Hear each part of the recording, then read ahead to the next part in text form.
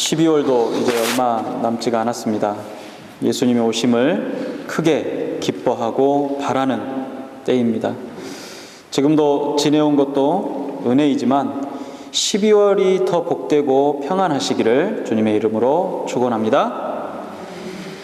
본문의 말씀을 가지고 오늘 이런 사람이 됩시다 라는 제목으로 은혜를 받기를 원합니다. 교회는 하나님께서 허락하신 구원을 받고 복을 받은 사람들이 모이는 곳입니다. 교회는 복받은 사람들이 모여서 예배드리고 믿음을 고백하고 말씀을 배우고 사랑의 교제를 나누고 빛이 되고 소금이 되어 복음을 전하는 믿음의 공동체입니다. 예수 믿는 사람들이 모여 이루게 되는 무리를 가리켜서 교회라고 합니다. 그런데 각양각색의 사람들이 모여서 무리를 이루다 보니까 처음 생겨났던 이 초대교회의 믿음의 공동체에도 이런저런 문제가 많이 있었습니다. 어쩌면 당연한 일입니다. 출신이 다르고 나이가 다르고 배운 것이 다르고 사는 생활의 모습들도 다릅니다. 그리고 성격이 다른 사람들이 모였습니다. 예수님을 믿는다는 이유로 모였는데 사실은 같을 수가 없습니다. 거기에 얼마나 골치 아픈 일들이 많았겠습니까? 성경에 나오는 초대교회의 문제 중에 하나가 오늘 본문 말씀에 소개되어 있습니다. 오늘 본문에 소개된 초대교회는 부흥하고 성장하고 있는 교회였습니다. 그런데 부흥하고 성장하는 이 교회에 문제가 생겼습니다.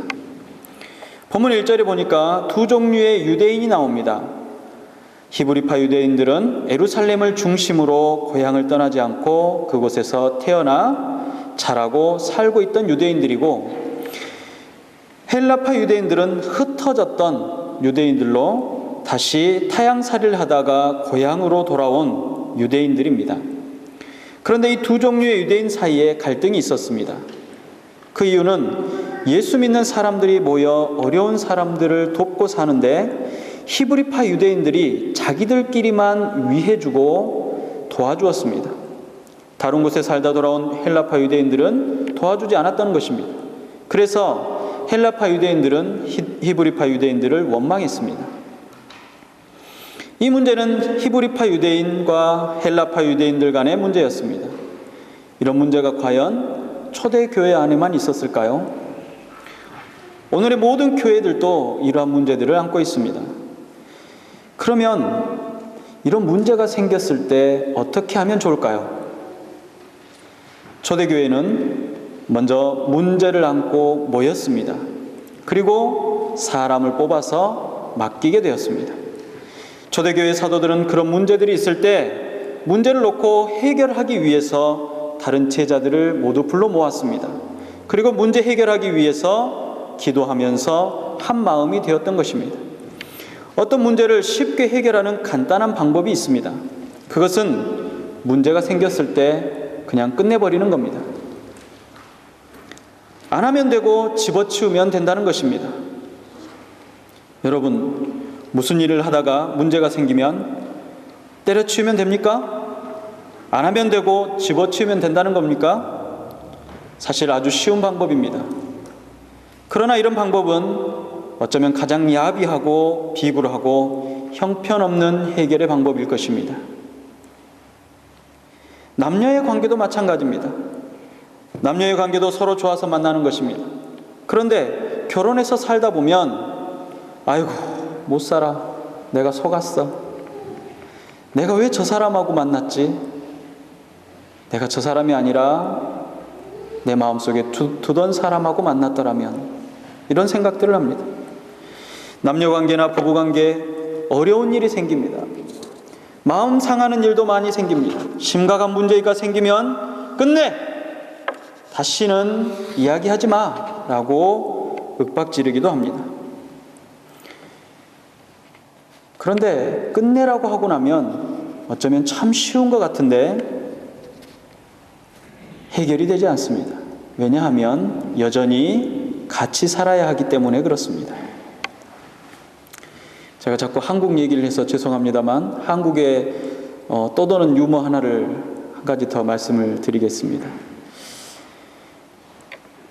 아내들이 남편이란 존재를 어떻게 생각하는가 질문을 했습니다. 그랬더니 집에 두고 오면 근심덩어리, 같이 나오면 짐덩어리, 혼자 내보내면 걱정덩어리, 마주 앉아 있으면 왼수덩어리. 한국하고 비슷합니까? 그러나 같이 살아야 합니다. 모여 한 마음이 되어야 합니다. 우리가 살면서 끝내는 것, 포기하는 것은 해결의 방법이 아닙니다. 우리의 삶에, 우리의 신앙생활에 문제가 생기면 그것이 사람 때문에 생긴 문제이든지 일 때문에 생긴 문제이든지 먼저 마음을 같이 해서 함께 모여야 합니다. 그리고 기도하고 하나님 앞에 부끄러움 없는 해결을 위해서 최선의 노력을 다하는 것입니다.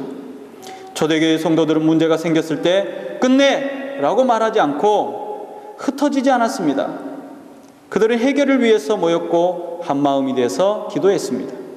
사랑하는 성도 여러분, 하나님의 일을 위해서, 하나님이 기뻐하시는 일을 하기 위해서 쉽게 간단히 포기하는 어리석은 자들이 되지 않기를 바랍니다. 어떤 일도 어떤 경우에도 하나님께서 끝을 선언하지 않는 한 쉽게 포기하고 쉽게 끝내지 마시기를 바랍니다. 그 일이 교회의 일이든지 여러분의 삶의 일이든지 마찬가지입니다. 초대교회에 문제가 일어났던 이유는 한마디로 복음을 전하는 일보다 사람들이 생각하는 선한 일에 관심을 두었기 때문에 그렇습니다. 어려운 사람을 도와주고 배고픈 사람들에게 양식을 나누어 주는 좋은 일입니다. 그러나 복음을 전하는 일보다 그 일에 더 관심을 두었을 때 문제거리가 생겨난 것입니다. 2절에 보니까 12사도가 모든 제자를 불러 모았습니다. 교회가 문제가 생겼을 때 그 문제를 위해서 모였습니다. 그리고 문제 해결을 위해서 한 마음이 되었습니다. 5절에 보니까 온 무리가 이 말을 기뻐했다라고 했습니다. 6장 5절은 이렇습니다. 온 무리가 이 말을 기뻐하여 믿음과 성령이 충만한 사람들을 뽑았습니다. 여러분, 힘이 들고 어려운 일이 있을 때 기도하기 위해서 모이시기 바랍니다. 마음이 상했을 때도 기도하기 위해서 모여야 하고 한 마음이 되도록 노력해야 하는 것입니다.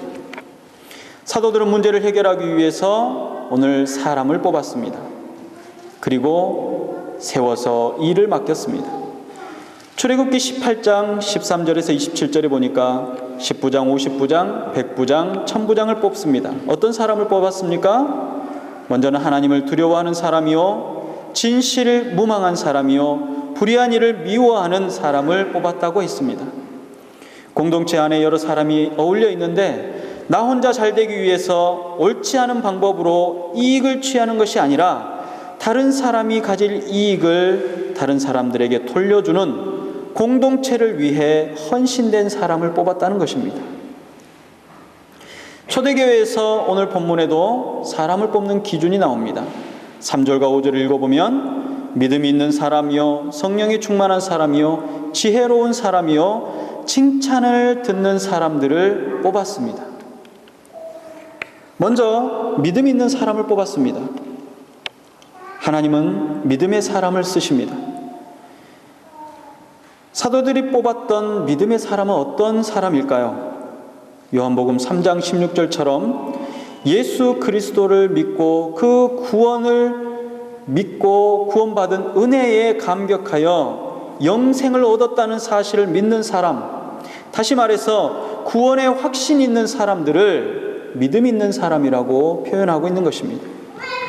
히브리서 11장 6절에 보니까 믿음이 없이는 하나님을 기쁘시게 못하나니 하나님께 나아가는 자는 반드시 그가 계신 것과 또한 그가 자기를 찾는 자들에게 상 주시는 이심을 믿어야 할지니라 라고 말씀하셨습니다. 말씀대로 하나님을 믿는 사람을 말합니다. 존귀하신 하나님, 살아계신 하나님, 상 주시는 하나님을 믿는 사람을 말합니다. 요한일서 1장 9절 말씀대로 용서하시는 하나님을 믿는 사람을 말합니다. 요한계시록 22장 12절 말씀대로 일한 대로 갚아주시는 하나님을 믿는 사람을 말합니다. 예배를 위해 미리 와서 수고하고 땀 흘려 일하고 봉사하고 섬기는 자리에 있는 사람이 받을 상이 더 크다는 것을 아시기 바랍니다. 그리고 이 말씀대로 순종하고 하나님 앞에 서는 사람들을 말합니다. 마태복음 6장 19절에서 27절 말씀대로 보물을 하늘에 쌓으면 결국 축복은 내 것이고 그 축복이 내게 임한다는 것을 믿는 사람을 말합니다. 믿어야 주의를 지킬 수 있습니다. 믿어야 예배드리고 믿어야 11조를 드리며 믿어야 희생하고 믿으니까 참고 견딜 수 있는 것입니다. 하나님께서 쓰시는 사람은 이러한 믿음이 있는 사람입니다. 이 땅에서 믿음으로 잘 참고 사시기 바랍니다. 그래서 믿어야 전도도 할 수 있고 그 믿음으로 인하여서 여러분의 삶이 복된 삶이 되는 것입니다. 여러분, 믿음이 있으니 여기 모이신 줄로 믿습니다. 믿음이 없이 이 자리에 앉아 계실지라도 오늘 큰 믿음이 생기시기를 바랍니다. 두 번째로 성령에 충만한 사람입니다. 믿음이 있을 뿐만 아니라 성령에 충만한 사람을 뽑았습니다. 성령에 충만함을 우리가 어떻게 할 수 있을까요? 마태복음 7장 17절 말씀해 보니까 이와 같이 좋은 나무마다 아름다운 열매를 맺고 못된 나무가 나쁜 열매를 맺나니 좋은 나무가 나쁜 열매를 맺을 수가 없고 못된 나무가 아름다운 열매를 맺을 수 없느니라. 아름다운 열매를 맺지 아니하는 나무마다 찍혀 불에 던지우리니라 라고 말씀하셨습니다. 열매를 보면 나무를 알 수 있습니다. 그 사람이 성령의 사람인지 아닌지를 보려면 그 사람에게 성령의 열매가 열려 있는지를 보면 알 수 있습니다. 갈라디아서 5장 22절에 있는 성령의 9가지 열매는 사랑과 희락과 화평과 인내와 자비와 양선과 충성과 온유와 절제입니다. 여러분의 삶이 성령의 인도하심에 따라 성령의 열매를 맺는 사람들이 되시기를 바랍니다. 이 성령의 열매는 9가지이지만 세 가지로 구분해서 볼 수가 있습니다. 첫 번째 세 가지는 우리가 하나님 앞에 드려서 맺어지는 성령의 열매요. 두 번째 세 가지는 내가 사람과 사람 사이에서 맺어지는 성령의 세 가지 열매요. 나머지 세 가지 열매는 내 스스로가 하나님 앞에 온전해지는 세 가지 열매입니다. 그래서 믿음 있고 성령에 충만한 사람은 당연히 성령에 가르치시고 생각나게 하시는 대로 살게 되어 있습니다. 요한복음 14장 26절에 보혜사 곧 아버지께서 내 이름으로 보내실 성령 그가 너희에게 모든 것을 가르치시고 내가 너희에게 말한 모든 것을 생각나게 하시리라 라고 말씀했습니다. 예수 믿고 성령 충만한 사람이라면 당연히 예수님의 향기를 풍기게 되어 있습니다. 고린도후서 2장 15절에 우리는 구원 얻은 자들에게나 망하는 자들에게나 하나님 앞에서 그리스도의 향기라고 말씀하셨습니다. 옆에 계신 분에게 어떤 향기가 나는지 한번 맡아보시기 바랍니다. 꽃냄새가 납니까? 아니면 샤넬 넘버 5? 그게 코로 맡을 수 있는 냄새가 아닙니다. 그렇지만 냄새가 납니다. 딱 보면 압니다. 아, 저 사람은 예수 믿는 사람이구나 라는 것을 향기로 알 수가 있는 것입니다. 예수님의 향기를 풍기며 사시기 바랍니다. 왠지 마음이 좋고 사귀고 싶고 신앙생활하는 좋은 사람이 내 곁에 있다라는 것만으로도 행복해하는 그런 주변의 사람들이 여러분에게는 있습니까? 여러분들에게 아름다운 향기가 나시기를 바랍니다. 세 번째로는 지혜로운 사람을 뽑았습니다. 믿음이 있고 성령 충만하고 지혜로운 사람을 뽑은 것입니다. 시편 111편 10절에 보니까 여호와를 경외함이 곧 지혜의 근본이라고 말씀했습니다. 하나님을 공경하는 것이 지혜의 근본이라는 뜻입니다. 지혜는 지식과는 다릅니다. 지혜는 지혜로운 슬기로운 해 한문말입니다. 그래서 지혜는 지혜롭고 슬기로운 것을 말합니다. 그러나 지식이라는 것은 알고 또 아는 것입니다. 많이 배웠어도, 좋은 대학을 나왔어도 지혜롭지 못한 사람들이 많습니다. 반면에 배우지 못했어도 지혜로운 사람이 있습니다. 여러분, 지혜롭게 사시기 바랍니다. 그런데 믿는 사람들이 생각하는 가장 좋은 지혜는 하나님을 두려워하고 공경하는 데서 나온다고 성경은 증언하고 있습니다. 또 야고보서 3장 17절에 보니까 오직 위로부터 난 지혜는 첫째 성결하고 다음에 화평하고 관용하고 양순하며 긍휼과 선한 열매가 가득하고 편벽과 거짓이 없다라고 했습니다. 성결하고 화평하며 관용하고 양순하고 긍휼하고 선한 열매가 가득하고 편벽과 거짓이 없는 지혜로운 슬기로운 삶이 되시기를 바랍니다. 마지막으로 칭찬 듣는 사람입니다.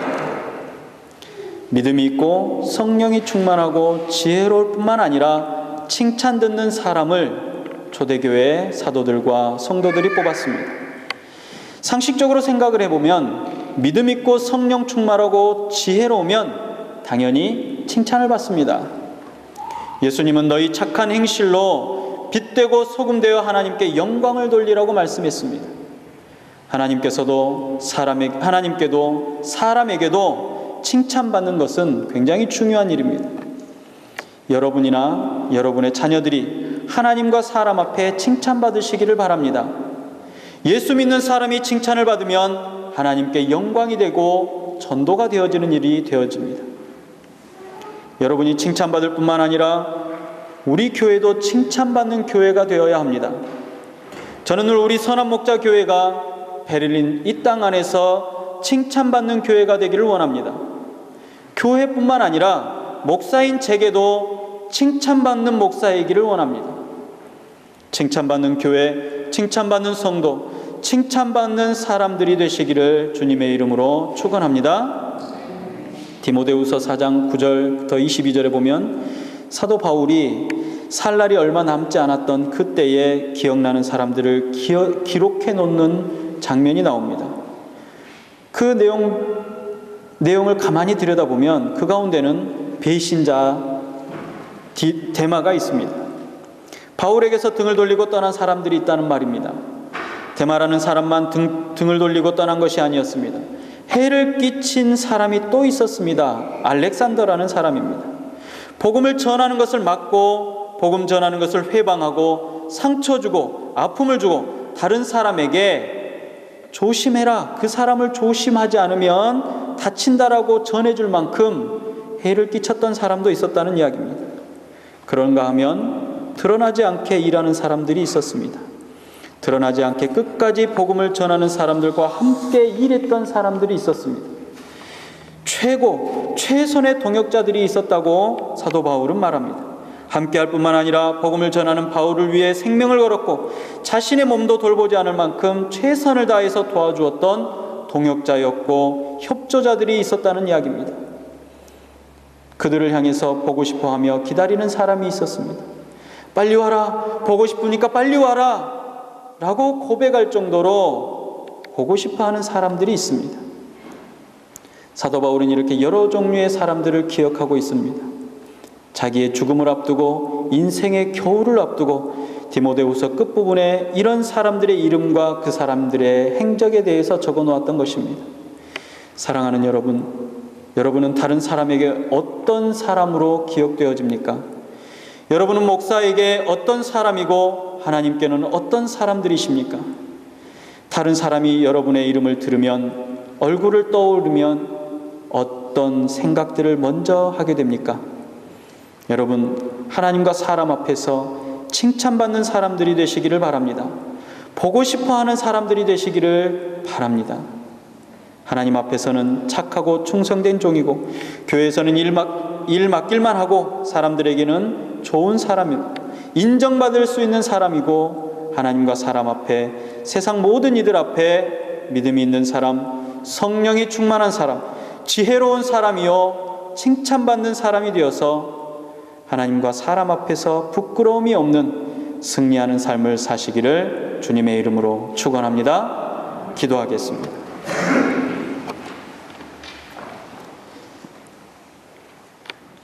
누군가에게 사랑받는 이들이 된다면 좋겠습니다. 특별히 하나님께서 기뻐하시는 자들이 되고 싶습니다. 그리고 사람들 안에 그리스도의 향기가 가득 풍겨져 나가는 향기로운 예수님의 편지가 되기를 원합니다. 우리의 삶을 통하여 하나님의 나라가 확장되어져 가게 하여 주시옵시고, 우리 주님이 오신 그 이유가 바로 나 때문이며 나를 만나는 사람들 때문이라는 것을 우리의 인생을 통해서 보여줄 수 있도록 허락하여 주시옵소서.